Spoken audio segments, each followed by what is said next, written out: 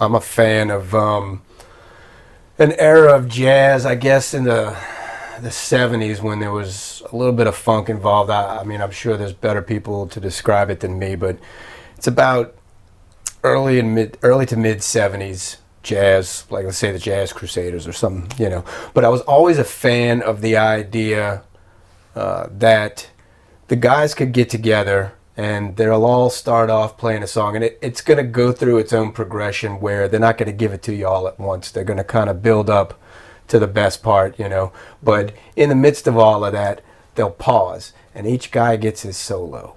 It's just so cool to me, you know what I mean? And then they all fall back in line supporting each other to complete the journey, you know. And I always thought that was like giving people their flowers, you know. You get your moment, but you know when to reel it back in and let the drummer have his moment, or you know, the guitarist have his moment. I just always thought that was, I don't know, gentlemanly or something, you know. Just a mad respect, you know.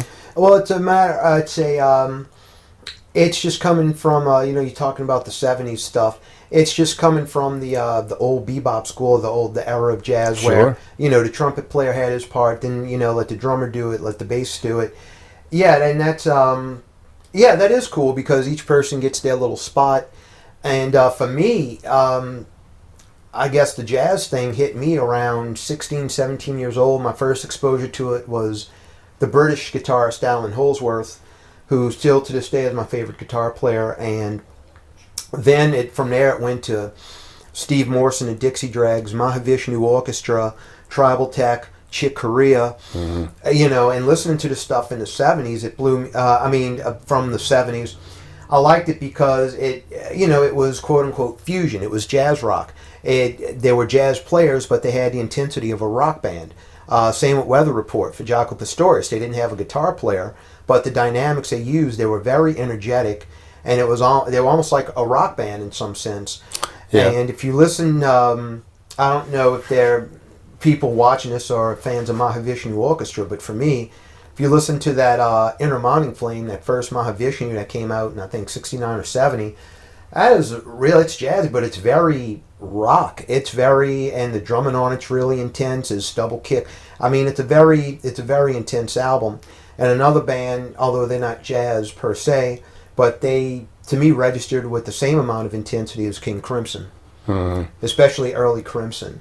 So yeah, that and you were talking about some of the jazz with the funk. Well, I like Herbie Hancock. He had a band called the Headhunters. Yes, sir. Before he went solo, and I like them. I have one of their CDs, which I thought was really good. And there's also one called Mr. Hands that he did that has a few cuts with Jaco, him and Jaco playing on it. And I didn't know Herbie was ever a jazz pianist because my exposure to him was the Rocket video on MTV. Get out, yeah. Well, Yeah. I guess me too at first, but I guess in the past couple of decades, I've come to know him in a whole new light. I was going to say that it was funny that, it was funny to me that someone who had left the clarinet behind, so to speak, within the interest of pursuing more metal sounds in guitar and bass, it was kind of odd for me to hear that you took a liking to jazz at the age that right about when you were already making the transition to guitar and bass, but you were still kind of digging on some of this jazz stuff, you know? Oh, yeah. Like I said, when around 16, 17, it started with Holdsworth, and then it just went from there, and then come, you know, to find out years later, a lot of the bands I like, some of the progressive metal bands, whatever, they listen to the same artist. Yeah. You know, and some of them traverse the same path, being that they started out, you know, listening to a lot of metal and whatnot,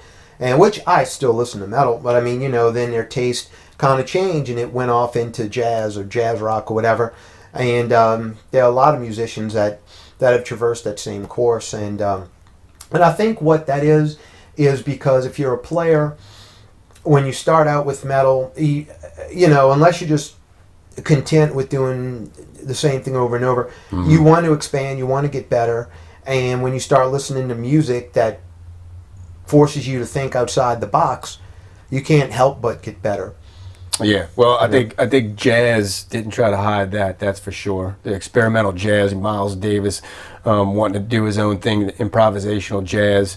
I was talking to somebody yesterday about it wasn't so much jazzy, but somewhat. Chicago Transit Authority. I love Chicago. They were, me too, and they were an experimental brass band. That's how they branded themselves, and that's exciting. You know what I'm saying? Like, I'm all for that. I want to see what are they going to come up with next, because you don't know.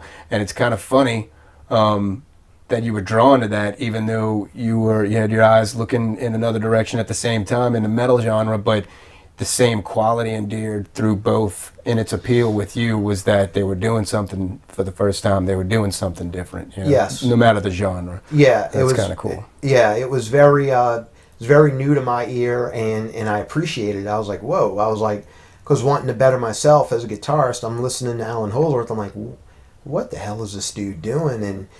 And just trying to figure out what he was doing, trying to figure out what Steve Morse was doing, what John McLaughlin was doing, what Yngwie and Steve Vai were doing, and that all that just really resonated with me.